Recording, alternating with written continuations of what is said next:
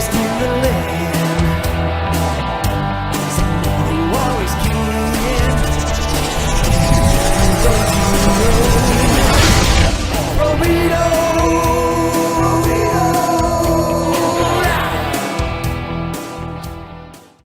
Hot diggity dang. It's What's Up Flobo After Hours. It's your Monday night delight. Every Monday night, 10 p.m. Pacific. Up in the treehouse, we sit and we chat with people who are moving and shaking in all kinds of industries. But before I get to my guest today, I want to thank you so much for watching us live right now on YouTube, on Twitter, Facebook, and Twitch. And if you're on that Twitch, please drop me a follow. Homeboy needs to get his likes up. What's Up Flobo After Hours, support the New Amsterdam Network, and that's powered by you, members of the Boyce crew. That's right, people who subscribe to the Patreon. Patreon.com/Flobo Boys. You too can be a member of the Boyce crew. Unlock such things as brand new shows like Flobito's Book Club, extended interviews, and more. Patreon.com/Flobo Boys. But I am not alone. I'm being joined by a man who's made people laugh all over the planet. A guy you may have seen on Gotham, that TV show with the whole Batman thing, but like Fish Mooney was in, but not Batman because like it was a teenager. It was kind of crazy. Anyway, and the host of the Weird AF News Podcast. Give it up for Jonesy. Yes, I'm feeling boisterous. I love it. Hey, it's after hours. I gotta let loose a little bit. Yeah, thanks for having me, James. I'm excited. James, that's not even close. What are you doing? Oh no, everyone's going, "Hey, James," in the thing. Oh, they're talking to each other. Oh yeah. JLJ Media and good. I thought your real name. I thought your real name might be James, but you just kind of you give this little flavor to your thing.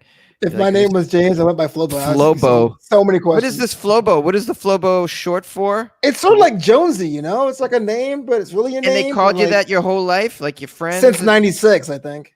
So 96? Yeah. So not like day one. It wasn't like my street name. It was usually like, it's like at the middle school. It was like, hey, Flobo. Yeah. It's just easier that way. Jonesy's the same way. It's just easier. Yeah. It's just was that your thing growing up too? Yeah. Chris Jones is my real name, but that's so boring. It's just like it's so dull. Chris Jones, really? Yeah. So I just like to kick it with Jonesy. I think that's the way to go. And I even got Jonesy.com, the website, which wasn't easy, but I managed it somehow, some way. Really? Yeah. Did it? Yeah. You got Flobo? You got Flobo? No, actually, .tv. .xxx. No, .edu? Do you got Flobo.edu? What about that? Flobo University? No, I actually tried to get Flobo.com, and it belongs to a DJ in Germany, and he was like 9. And I was like, oh, come on. So my website's actually Flobito.com. Oh, all right. Yeah. That works. It's easy to remember. Yeah, Flobito.com. New content every week. You mentioned Patreon, so you got a Patreon going. Oh, yeah, don't mind if I do here. Bam. Shout out to people in the Boyce crew at the bottom right here. Your support makes the show a reality. All of that you have down there. This is amazing. Yeah, I got a Patreon too, but I probably don't have as many patrons as you do. I got a couple. It ain't a lot. I got around 190-ish. Oh yeah, no, way more than I have. Way more. Are you kidding me? Way more. I have like. Well, listen, guys. Then listen. You got to get on this Patreon here. You got to support the show. What are you waiting for? All right. I'm sure there's extra content on there. Correct? Absolutely. Yeah, that's what I do too. I put a little extra weird content on there for people that just so you don't. Of course, you get that warm and fuzzy feeling that you're supporting somebody that you go to for entertainment, anyways. But then you get this extra bonus stuff. It's like it's unbelievable. Right. Why would you join? Why wouldn't you join? You do a better job in selling this than I am. What's going on with that? Sell your Patreon to your fans here. JLJ Media. I love Jonesy already.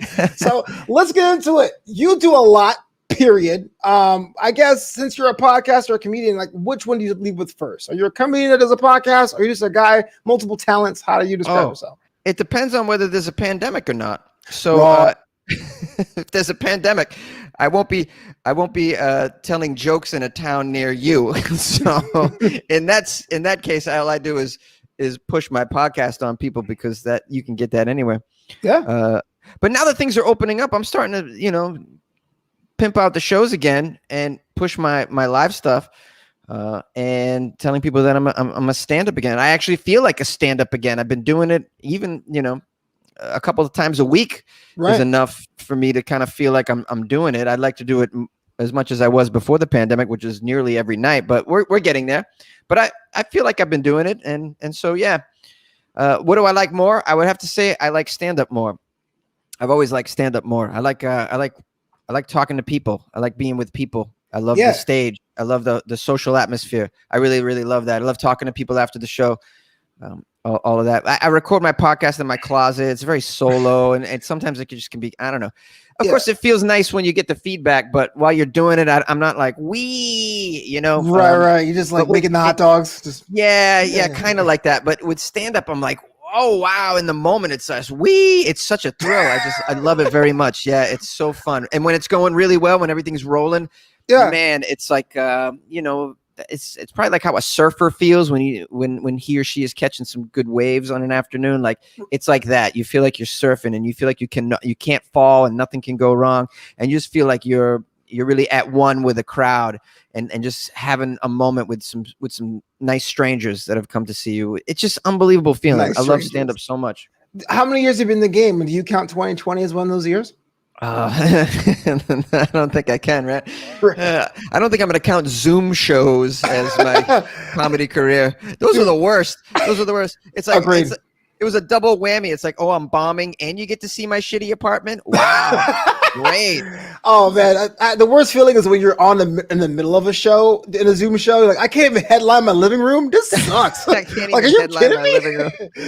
I'm waiting to go on. Good. It's the worst. I don't know, man. Did you do a lot of those?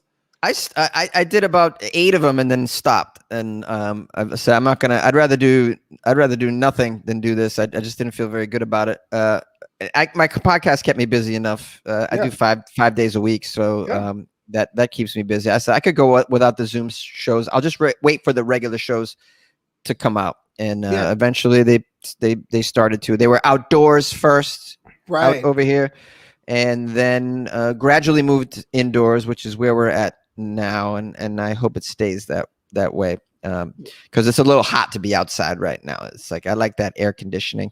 Oh yeah. I mean, it's built. I mean, like comedy clubs are built to be packed in with the acoustics. Like I think it'd be the last thing to be safe, right? So if it's open, it's a good sign, I guess.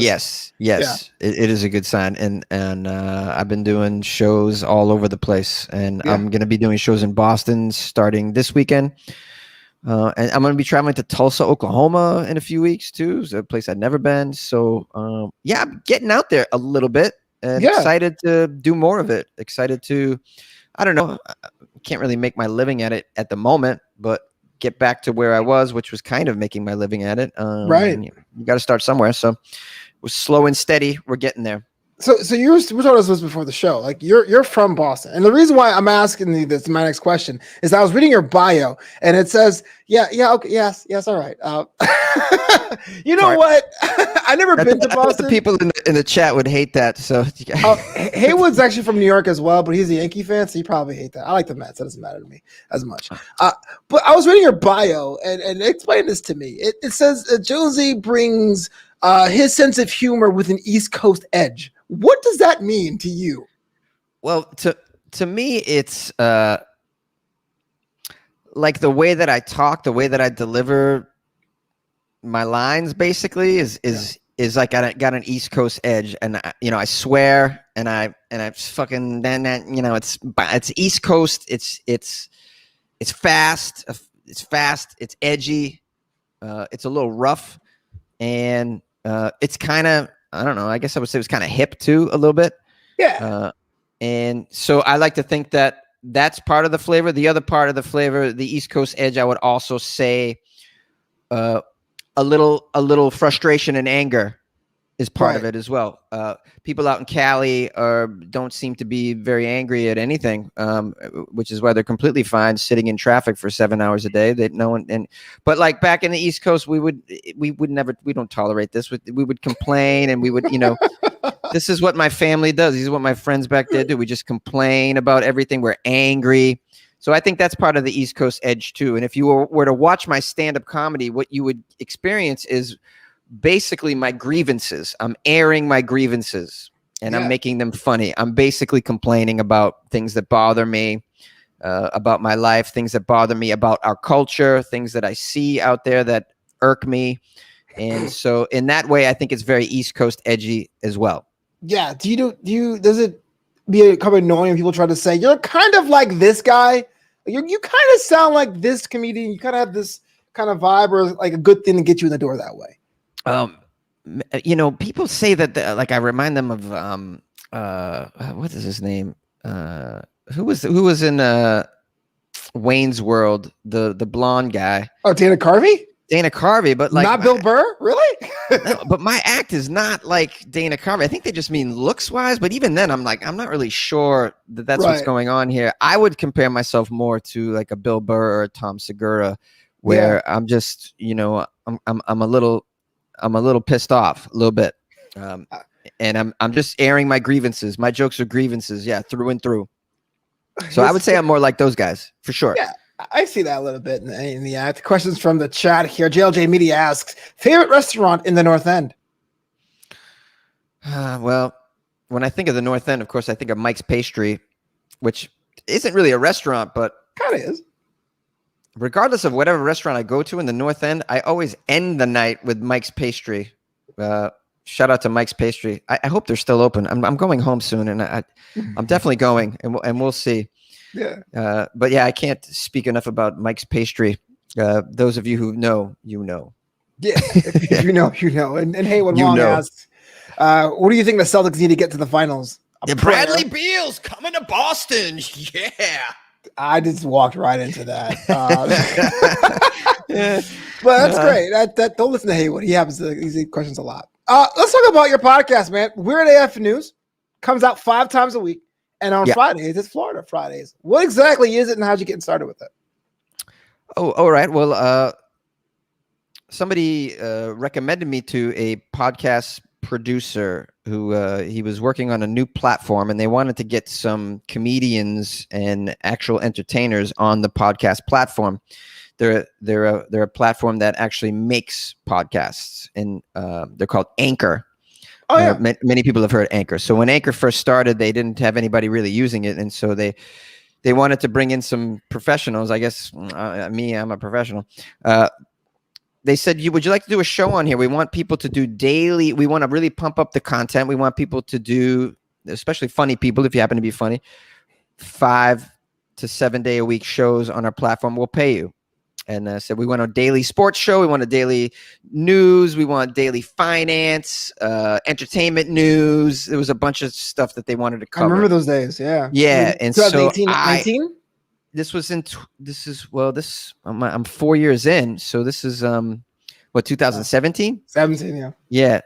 So I wanted to do the sports show because I'm a huge sports fan, and I could talk about sports every day on there. I can't really talk about anything else. I don't know anything about finance or tech, or even, although I'm an actor in Hollywood, I don't really follow entertainment. To me, that stuff's like, it's so boring. It's like, who's dating who? I really don't give a shit. So like, I just don't care about that stuff. It's just all tabloid nonsense. So I wanted to do the sports show, but they already had someone doing it. And so I pitched the show. I pitched, what if I do daily weird news? But I did it and I did it funny. And they were like, well, why don't you send us a sample? So I recorded some stories, sent it in. They're like, this is amazing. This is great. Yes, we'll pay you to do this. And then I did it for like 8 months as a paid contractor. And then when it was all over, they're like, hey, we don't need you anymore. We can't really pay you to do this. But if you want to continue your show on here, feel free. You have a following already, it seems. And, maybe you can find a way to make money. And so that's when I started a Patreon, and that's when I started seeking out advertisers and whatnot.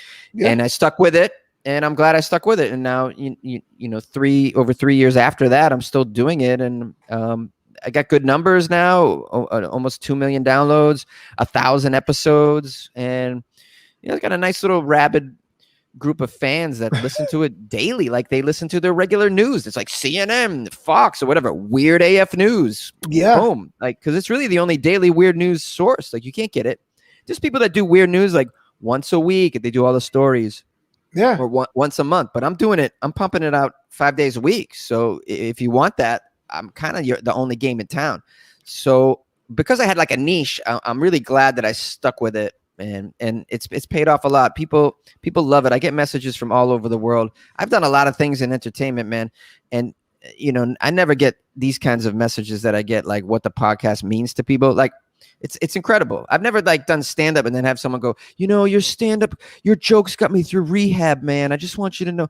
Like I've gotten messages like that. Yeah, It's that's been awesome. so. Yeah, I've never done anything that was like that much. Yeah. So it really, that alone kept me going. I was like, wow, this is something that people like in their life. I'm giving something to them, providing something to them, and so I'm really glad I continue to do it. And I'm not stopping. I don't think. 1,000 episodes is a lot of anything. Can you like share like the process? Do you get up like every morning sure. to do this? Is it in the middle of the afternoon? You stack episodes? Like what happens? Occasionally I have to stack episodes, but it won't be more than a couple. Like maybe I'll record one during the day for that day, and then that night for the next day if I can't do it. So, but I don't like to go 3 or 4 episodes in the tank and then do it like that. And the process is really, really simple. I just, in the morning, actually in the beginning of the week, usually, and sometimes even Sunday night, I'll just, I'll sit down with like an energy drink or coffee if it's in the morning, and I'll just scroll through the weird news that I might want to do this week. And I'll do that before the week starts, and I'll get stories ready that I might want to do, and I'll put them in a bin. And I might do that in the middle of the week as well, if I'm looking for if I want to find something fresher. And then right before I do the podcast, I look through my saved weird stories, and then I'll pick a few. I'll pick like 5 or 6 of the headlines. I'll just go in my closet with the laptop, and then I got my sound equipment in there already. And then I'll just kind of look at the headlines, and I'll scroll through the story, see if did they write enough about it. Like sometimes they'll only write a little bit, and I'm like, well, I can't do that because I'm not going to make up some shit. So then I'll just get in, and I'll hit record, and I'll just read it in real time with the title, and then I'll get into the story, and then as I go, I'll just react, and then I'll be like, oh, and it's like we're kind of discovering the story together, me and the audience. Right. Like, I'll have to say, I'll even say like, oh man, this is crazy shit. Okay, let's find out more. Like what happened? What was her? Where did she go after this? And then boom, get into the story, keep reading it, and it's as though we're kind of learning about it together. And I won't do any editing afterward. Either I'll leave in mistakes. I'll leave in like, for a long time when I was living in downtown LA, helicopters were flying around my building all the time. And I would just go, hold for a helicopter. Oh, wow. I would just leave it in there, or I'd be like, God damn helicopters. Okay, guys, so let's get back into it. That was kind of, I don't know. I think it lent a kind of charm to the podcast because it just seemed totally like I'm in your house, like just reading a story to you and reacting as I go with it. When I say I don't edit, it's not completely true. I kind of sometimes will edit on the fly. Like in the middle of a recording, I can pause if I think I need to gather some thoughts, and then I'll just unpause and then boom, move on. Or I can pause if it seems like it's getting a little technical or too much. I can't understand what I'm reading. Like if I'm doing a science article, sometimes I can't. And sometimes science. Yeah. I'm out. Yeah. Yeah. Sometimes I'm dropping in some science in there, and I don't even know. I can't pronounce the words and whatnot, and so I'll have to sometimes I have to pause. Sometimes I have to go back a little bit and then just re-record. And maybe I'll take out some of that technical stuff that I've screwed up or whatever. So as I go, a little bit of that, but most of the time I just leave everything in. But yet I've developed these skills where I can read pretty well without screwing up. I try to be mindful of my ums, which I'm sure is something that you do as well. Being someone who does this on a regular, you got to be mindful of your ums, not we don't want to do that. We want to sound kind of professional. And then I try and keep everything tight and economy of phrases. I try and just keep it because I want to keep my podcast no more than 20 minutes a day if I can. I don't want to do this whole hour 45 thing. I want to try and keep it so that you can kind of take it like a little bit of news, Yeah, on the way to the work from home table or what have you. Sure. So here's the deal about the whole writing for comedy thing, right? There's a school of thought that says, hey, look, that may be some good reps to get in their comedy sensibility, the comedy shoes. If you're on a late night talk show, you grind them out every day. But there's other people who say, hey, man, if you get up and you have to do all the funny for this podcast, is there any funny left for Jonesy? Oh yeah. Of course, there's funny left because I mean, none of that stuff is really my creation. These are all stuff I'm finding out there, and I'm just presenting the stories. I'm sort of like a curator in a way. Although I will add my own humor and point of view to it, or opinion of it, or maybe I'll tell a story, an anecdote that's related to the weird news that I'm covering. But yeah, there's always, to me, it's not as creative as if I'm doing stand-up or I'm writing a script or something. That all comes from my own mind and imagination, and I use, like, it's total imagination, whereas the Weird AF News is not so much imagination. It's just kind of somebody else has done the legwork for me usually. And then I'm just kind of bringing in my opinion and presenting it as a curator to the audience and trying to make it as palatable and at the same time entertaining and funny as I possibly can. Yeah. Haywood Wong asks, which director do you want to work with next? Ooh, that's a good one. Oh, what would I want to work with? Who's that comedy director that did all of Simon Pegg's movies? What's his name? Edgar Wright. Wright. I want to work with Edgar Wright. That's what Ant-Man 3, just in there. Yeah, that would be great for me. He doesn't know who I am, but that would be pretty cool. If not him, I'd like to work with Wes Anderson because I like how he dresses up his sets. I think that would be cool to be in those kinds of environments. That'd be cool what would you act opposite, like a Ed Norton or like a Harvey Keitel? It's like 6 actors he uses for all this stuff. Yeah, he uses the same guys. Wes Anderson does, anyways. I would like to act opposite Bill Murray. Oh wow, yeah. Well, you got a chance to. Why the hell not? 100%. Right? Bill Murray. Yeah. It's not even close. I would just like to be around Bill Murray for a day or two. That would be. I don't even have to be in the scene with him. I could just get him coffee. I'd be totally fine with that. I would silence.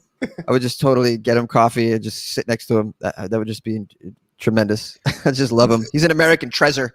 He is. Treasure. Yeah, he is. He's like a legend. Like he just shows up places, crashes weddings. Like he does whatever the hell he wants, and everyone's like, "Oh my gosh, Bill Murray's here!" It's never like, "Who the hell invited Bill Murray?" Ever.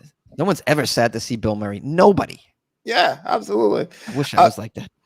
Oh, you will be traveling the world to bring in the funny. I just saw a post that you had a couple weeks ago that you were in Singapore. Oh, I was in Singapore in 2020. Okay. And the end of 2019 as well. I went there a couple of times. I traveled in Asia for a little bit. Yeah. I even did some shows over there. I was very lucky enough in the beginning of 2020 to before the pandemic kind of went crazy and those countries shut their borders. A lot of them. I was there and I did some shows and it was unbelievable. What an experience. Yeah. Incredible.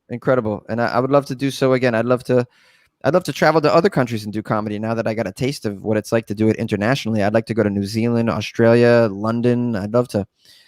There's comedy in English. You can find it everywhere, by the way. Everywhere. Yeah. Thailand. Yeah. I mean, it's all over the place. Do you worry about it translating? The thing that piss you off about life? You personally, do you worry about that translating in Macau? Yeah, that's tough. Or because South Africa it's very cultural specific. So you have to sort of pick more universal topics. So like if I'm doing a joke about, like I have a joke about being short and so anyone can relate to that, whatever culture you're in. I could do a joke about having a nut allergy and how much that sucks. And are you really short or are you just doing it for the emphasis? Like I don't know. I'm 5'6", so I'm not totally, but like, yeah, it's apparent that I'm small. So right. My whole life I have been. So yeah, I do bit, and it's always been frustrating. And so I share the frustrating things about that, but I also share the perks about that. For instance, I'm in my 30s. I can still trick or treat. So there's some perks. They don't know who's underneath that Power Rangers candy, mask. Jonesy. Why would they you? Got no clue. Why would? That's just an extra step. Just go to Walgreens and be like, "Yo, I have a credit card. What are you doing?" What are you talking about? It's fun to dress up as a Power Ranger and walk around a strange neighborhood. What are you talking about? It kind of is up there. Yeah, it's top tier. Yeah. So I talk about the perks too. I make it funny, but yeah. These things that I have some bits that are universal that anyone can relate to, and then I'm the type of comic that when I'm in your town for a few days, I'll write stuff that I'm experiencing. I will bring it immediately to the stage. I'm not afraid to try that. Yeah. And I will point out things that I'm seeing and experiencing that I think are weird or notable or funny that maybe you don't see because you're actually part of the culture. So you're not out, you're the fish in the water. So you can't see what I see because I'm new. Yeah. new in your pond. So I like that a lot. I like that. And whenever I go to a new place, I'll always give myself some time before a show. Like I won't book the show that night that I arrive. I'll try not to. I want to spend at least a day there. And because I'll come up with 5-10 minutes of stuff just about the area. And I like that. That's fun for me. Do those jokes, if those jokes kill, does it hit different for you? Is it kind of like, oh yeah, I wrote it when I was here, they get it? Or is it kind of like, how was Yeah, it feeling about that? it completely hits different because there's a mystery involved. When you do it, you don't know what the outcome is going to be. Like you think it's funny, but you're not sure it's going to land. So when it does, not only is it a surprise for the audience, but I'm a little, I'm not as surprised as I used to be because I get a pretty good gauge of what will work and what won't. But it's still kind of cool to get that validation. Like, oh shit, that did work. Okay, cool. Yeah, I thought that would work. And then, and even in the moment, sometimes I may build on it and just improv some more things to just kind of squeeze the lemon more. And that's just very thrilling because. You do your jokes that you always do. You know where the laughs are, and it's not really that big of a surprise anymore. So, for when you do the bits that work, and the spice of life is often the unknown and the mystery. It's like in the beginning of dating someone, you're like, I'm not sure if they like me. I'm not sure what this is, and that's the most exciting time. And it's like that with anything that you're doing. So for me, new jokes always are a thrill because I'm not quite sure it's going to work. So that really gets my ticker going, man. And I get amped for it. In fact, when I go to do a show, I may do like 25 minutes or a half hour, let's say. Yeah. I know it's a paid crowd, so I got to deliver. I got to deliver for them. So I got to get laughs throughout. So I have my jokes that are already ready to go that I know work. And I'll do them because I have to deliver. I have to be a professional. But I might bring in one new piece just for me. That's just for me, that piece. Oh, I don't know how it's going to go. And maybe I've only done it a couple times and it worked half the time, but didn't work half the time. So I'm not even totally sure it's going to work. That piece is for me though. And I'll look forward to just that moment, No, I'll enjoy the show as a whole, of course. But that particular moment when I'm doing the new piece, that is like what I'm like, oh, I can't wait. And I'll pick a time right in the middle to do it, to kind of hide it and camouflage it in the rest of the shit. And that to me is like the thrill because I'm not sure. Yeah. And I look forward to that from the moment I get on the stage. I'm like, I can't wait to get to that bit. And see what happens. Same. Yeah. First time I did Toronto, I was at a small club. It was called The Corner. I'm not even sure it was even on anymore. And I had my bit or whatever. But truthfully, the first time I was in Canada was the day before. It is a true story, actually. Like I landed and they had me do extra screening because they say they're not as racist in Canada, but they are. Anyway, point being is they didn't believe that a guy in his 30s would have visited Canada for the first time. So I was seen as a threat. And the woman that patted me down, literally to the Canadian brand, was apologizing as she was like grabbing my ass and like tickling my balls. She was like, "Oh, sorry, I'm so sorry." And I thought that was the most hilarious thing ever. So I dropped this in the middle of like, "Yo, either there's gonna be a Canadian riot or they're gonna understand the hell's going on." And they're like, "Oh, that's totally us, guys. He got us." I was like, "It worked." Oh shit! I get it. And so the same thing. They're like trying something new, your observation, molding it in your bit. How that worked out. It's such a great feeling, right? It's such a great feeling. It's like, and you're kind of having this new moment. It's the first time that you're experiencing that. So it's all new. And it's like, that's when it feels magical, real magical. Yeah. So I was also checking out past episodes of the Comedians React show with Dwayne Perkins. I mean, how is that coming along? If it is coming along still. Oh, yeah. Me and Dwayne have been amped about this project. And because whenever we get together, we're such nerds about the stand-up comedy craft that we just always just talk about it like endlessly. We just keep talking about it. Like, I don't know. It's like really, it's got like a compulsion. So I just kind of thought like, this should be something we should, because we're kind of knowledgeable about it. Between the two of us, we have like, I don't know, 40 something years. I mean, Dwayne's been doing it for 25 years. I've been doing it for 15, 16. Yeah. So between the two of us, it's like 40 years of stand-up comedy experience. So when we talk about it, like we know what the fuck we're talking about. I mean, especially Dwayne. Like Dwayne is tremendous on this show. Yeah. Like, and he's worked with so many people that he always has a little anecdote about the comics. So I thought, what a cool idea. I pitched this idea to him. Like, let's watch clips of our famous like bits that we love from comedians that have inspired us, and let's talk about them. What's special about them? And we break them down too. We break it, like we'll pause in the middle of it and explain why. See, now this, what he did here is this, that, and or what she did here is important for later on. And like, we kind of break it down. If you're kind of a big fan of stand-up, you'll love this podcast / YouTube series. But even if you're not, you might get something out of it. It's very educational. You really get a glimpse into the mind of stand-up comics, like really what we're going through on stage, or when we're thinking about bits and what we're coming up with. And I noticed the need for this because there's a lot of like comedians react videos on YouTube. Like I saw a bunch of them. But these aren't real stand-up comedians. They're like YouTube comedians. They've never done stand-up. So they really don't have what they're watching a Bill Burr bit and they're like laughing and going, oh my God, that's right. Cause you do that too. Oh yeah. And women do act like that. They're just taking it for face value and reacting to the bit, but they're not breaking it down. They're not like really dissecting it and, letting the audience know what's really special about this performance or what's really special about the approach or, aspects of the bit that would be challenging for any of us to do. And so we just kind of go into that. I thought there was kind of it could be a room for that because from what I saw, it wasn't real comics breaking the shit down, in other words. Yeah. And certainly not someone like Dwayne Perkins. Like, I mean, the dude's he's fucking stand-up comedy master. First of all, with Dwayne Perkins, it's always like every time I go to a party, he just left. Or I get there, he's not arrived yet. Someone always says, really? Yeah, it's always like Batman. It's like, is he here? I have no idea. Never met him before. Well, we're having coffee tomorrow morning at Charlie's in Pasadena, so you have to come by. I'm gonna roll through like, hey, like, who the hell is this guy? Like, I invited him. Well, I was gonna ask you that about the whole comedy and technique thing. I do think I do have one of my Patreon shows available now at patreon.com/Flobo Boyce.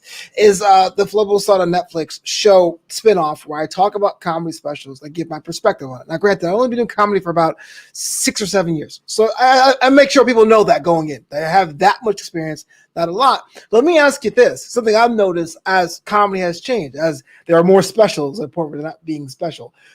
What's been the most fundamental thing in long form comedy you've noticed shifted over the past 10, 15 years?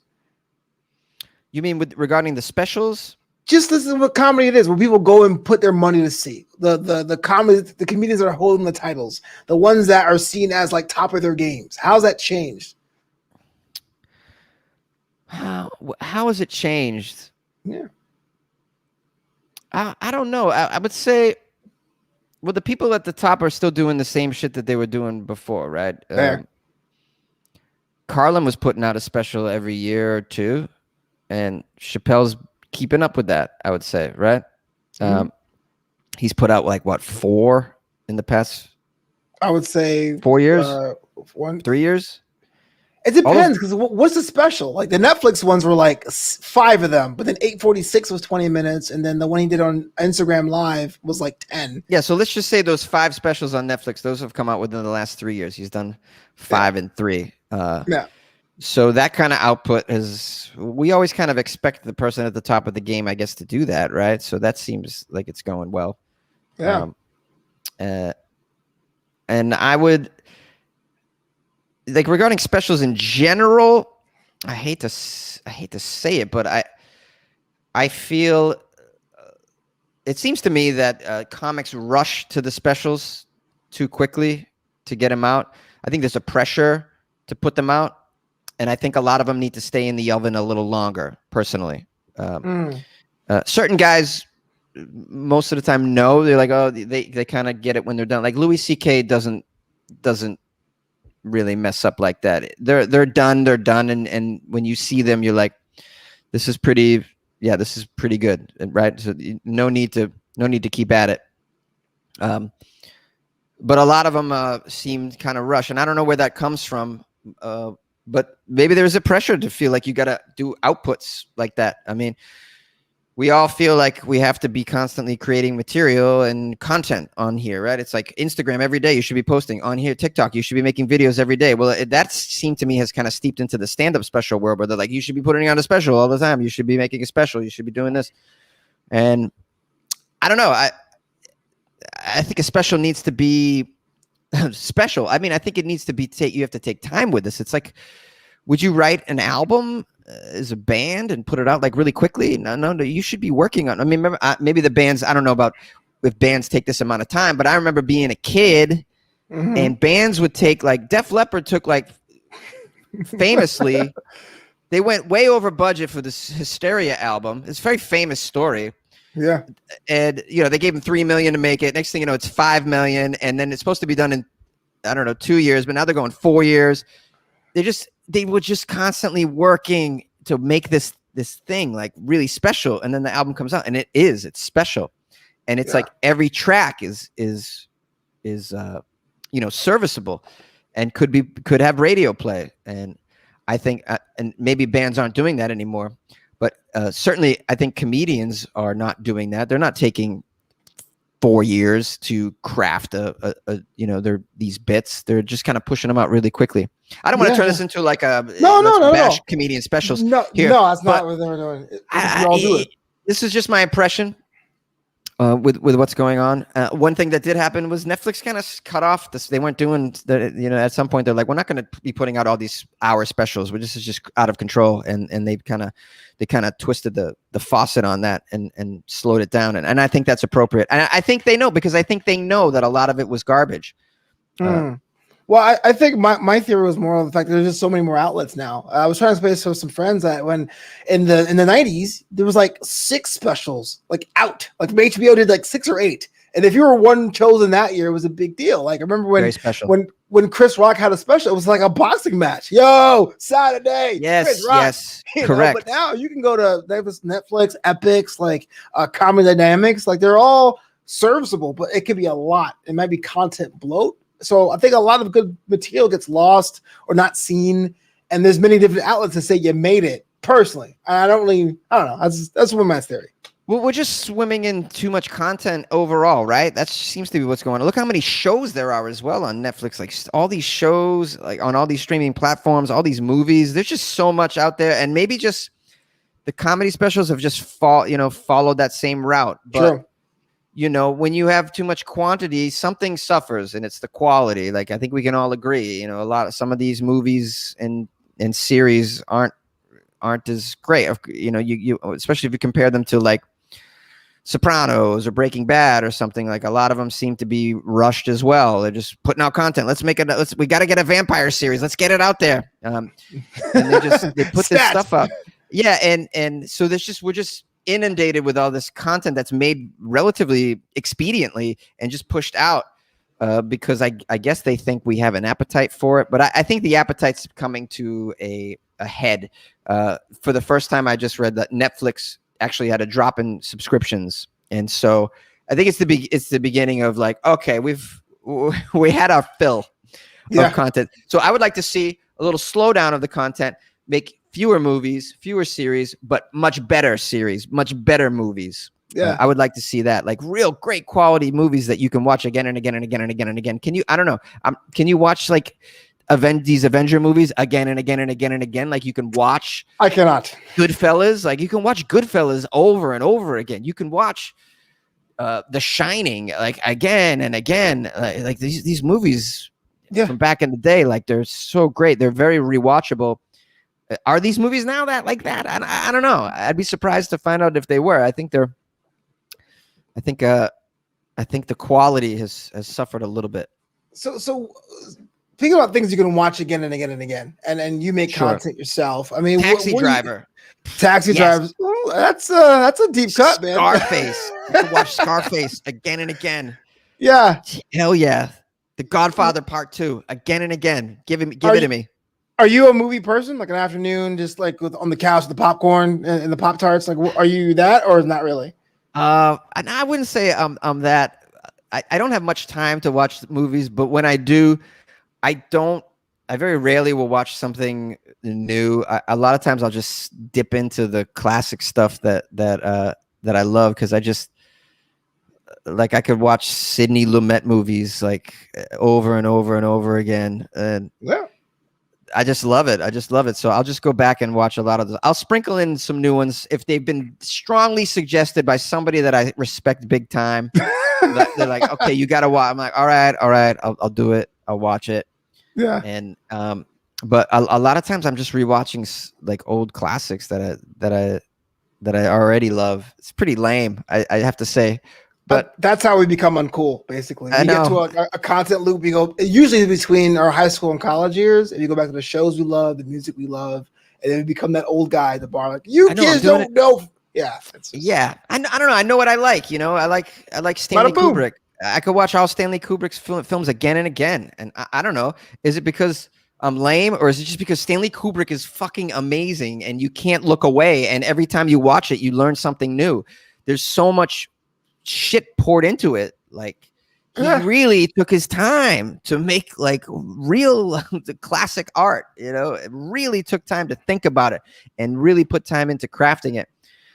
And so you can watch it again and again and pick up something new on each go round. I think, at least that's my experience. Well, they made us do that in film school. Charlene has a question for you. She asks, which comic inspired you to do comedy? Come to me, Charlene. Oh, look at that runs. Wow. Inspirations, man. What was your inspiration to do comedy? Which comic inspired me to do comedy? Yeah. The comic is someone you never heard of named Steve Smith, who was my roommate. I was like, really? He was my roommate way back in the day. And I went to see him do comedy for the first time. He said, I'm going to try this stand-up comedy thing. I'm like, really? You can try it? He's like, yeah, man. You just sign up for these things called comedy open mics. I was like, what? Back Really? then they were free. Yeah, back then they were free. They were absolutely free. Yeah. This was in Massachusetts. I'm coming with you, man. I'm going to see you and support you. And I went with him alone. And then I watched in horror well, maybe not in horror, but it was definitely amusing. I just watched all terrible comedians. It was terrible comedy. It was awful. It was so bad. Yeah. And then I was like, then I went home that night with Steve. Steve was terrible too. And then, where's Steve Smith now? we went over his jokes again, and he's like, what if I said this instead? I was like, yeah, why don't you say this and this and say that? And why don't you just get rid of this? And then this other joke that you didn't do, why don't you do that one, include that in the next one? And I helped him kind of put together a new set. And then I went with him and he did it again. And I saw I saw what he did. He kind of moved things around and he changed things. And then some of it worked and some of it I had contributed to. And then so I was like, oh, okay, this is how you do it. I kind of could see, oh, all right. And I seem to have like maybe not a knack for it, but I seem to have like an instinct for it. Like I knew kind of how to do it. So then I said, well, I'm gonna go next time and I'm gonna write my own thing. And then and he couldn't make it, so I just went alone. And I tried and I bombed, of course, but it was exciting. And then I went home and I worked on the project again, and I brought it back, and I was like, hey, is this funny? Maybe this is funny. Any of this? And then a little bit of it was funny, and I was like, oh, I'm making progress here, and that was thrilling. And then I rewrote it, and I went back again. I tried it again, and it just became a thing that I was like, I kind of got into. And then Steve just stopped doing it, and I just kind of continued doing it. I got the bug. Yeah. And I just had so much fun. And I really wasn't any good for years and years. I was really not good. Props for admitting that. I was terrible. Yeah. I mean, probably 9 years, 10 years. I really wasn't very good. But I like it. Yeah. I like it very much. It was always thrilling for me to share my ideas with strangers. I don't know. I have a big time storytelling instinct in me, and I think it's the Irish in me. I just feel like I am a storyteller. I always feel compelled to tell stories, to kind of take over a room and just talk and just kind of take over. And I've always done that. And stand up to me just feels like an extension of that. And I just love it so much. We got some questions here from Charlene. She says, also, Joe List has a podcast where him and another comic break down. Yeah, is it Mark Norman? Who's the one in the Joe List actually started with me at the same time. We both came up out of Massachusetts. We started within 4 months of each other, maybe even 3 months of each other. Yeah. And I love Joe so much. That guy was funny out the gate. He was immediately funny because he was so skinny and awkward and goofy, and he just looked funny. And he was just funny out the gate. Like we all knew, like, oh, this kid's got it. It was like that. It was absolutely like that with him. Yep. Lightning in the bottle. He just was funny out of the gate. He absolutely was. I always thought so, anyways. Yeah. I guess you like the answer to your question. That was dope. Well, I mean, 45 minutes in, and wait, I'm a Tuesday guy. Oh, got it. You're Tuesday. Tuesday. I'm so glad you're welcome with us, Jonesy. Before we let you go, we usually do a segment. We usually play a game with our contestants. Are you down, sir? I'm down for games. Yes. What is it? Cards Against Humanity with Chardonnay? I hate. Okay, you gonna come over for board game night? Is Wade Perkins gonna be there? Okay, so I have no energy because I have 6 children. I can barely lift a Jenga block. Why don't you come over for board game night with me? This is how my kids, my friends with kids try and trick their single friends to coming over. We have Chardonnay and board games. Come on over. We can be fun. No, you can't. Stop. I never make it to board game night because you know what? Board game night ends at 8:30. I can't get there on time. Fair. This one here is called What is the Deal? So I'm going to ask you just what is the deal, like a comedian would, a classic one, and tell me an anecdote, story, and opinion about something. It's totally open-ended, no wrong answers. It's my improv muscles we're working. All right, hold on. All right. Okay, so, I'm ready. It's been a long day. Let me see if I can handle it. It's not that serious. What is yes, the deal? And yes, and yes, and yes, yes. Yes, it's difficult. And, yes, difficult. Yes. Is it bigger than a bread box? What is the deal with hecklers? Oh, what is the deal with hecklers? Yeah. Well, they were their high school quarterback, and now they're not, and they don't have attention anymore, and they need it, and they need to shut the fuck up and let us do what we do. That's what hecklers are. What is the deal? No longer the quarterback. What is this guy up there getting all the attention, even from my date? That can't happen. Let me send him some help. Let me contribute to the show, even though no one wants to hear whatever I have to say because I'm an unfunny fuck. That's accurate. Absolutely. I need you on stage next time I'm getting heckled. What is the deal with post-COVID travel? I will find out Thursday. Because it'll be the first time I've been on a plane in a couple, well over a year. The only place I've traveled to, I drove, so it was no problem. I drove to San Francisco, and on the way, I stopped at Garlic World.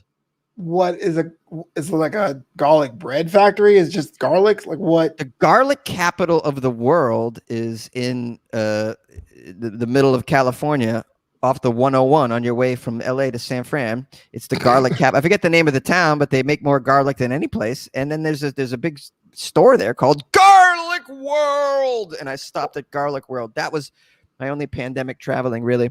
It was lovely. I don't think garlic keeps away COVID, but it definitely keeps away vampires that try and heckle you. Yeah, I mean, one or the other, right?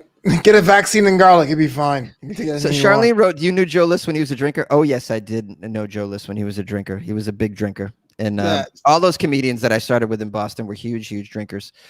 Big time drinkers. And I was too. Not to the extent that they were, but I was too. Everybody drinks and drives in Boston too. It's really crazy. It's a miracle we're still alive right now. I have to say, it really is. Gilroy, California. You nailed it. Yes, that's the garlic capital, and they have a garlic festival. I heard every year, and it's a great way to have a festival if you want to keep vampires out. It's fabulous. I just imagine that the Gilroy City Council, like, hey, Noah's shopping in this town. What do we do? Well, I know, garlic festival. That's right, Leroy. Take the rest of the day off. You're all super So dumb. What is the deal with high school friends asking for favors? Has anyone ever hit you up through the woodwork and they see you on TV? Like, yo, man, put me on, bro. You know what? I've had a fella just hits me up with these. He gives me these terrible joke ideas. Oh man, it's just awful. It's just got to stop. I just can't even. He stopped doing it because I wasn't answering them anymore. I was just giving him the thumb up. After a while, just here you go, thumb up, buddy, thumb up, thumb up. By Totally the way, insulting. If someone just gives you the thumb up as a response but doesn't write anything, It's just minimal effort. Yeah. You nailed it. So I was getting these terrible joke ideas from someone who had no business giving out joke ideas. I hate that. Put that in your sketch. and someone who didn't even watch my act, which is why really I was like, you know what, you maybe I don't even give you the thumbs up. Like, at least watch my act, because if you watched my act, you wouldn't have been suggesting the jokes that you were suggesting, because they were extremely raunchy and disgusting and dirty, and I don't do those kinds of bits, man. So clearly this was someone who didn't even take the time to watch any YouTube videos. You just go to jonesy.com, there's stand-up clips that you can watch, and he didn't do any of that. So bafangu. That's like a positive heckle. It's like, I'm gonna tell you your whole different act. Do instead. Thanks. And lastly, what's the deal with Los Angeles? Like, how would you describe it to someone who's never been there before? Oh, I'll describe it to you. Do it. It's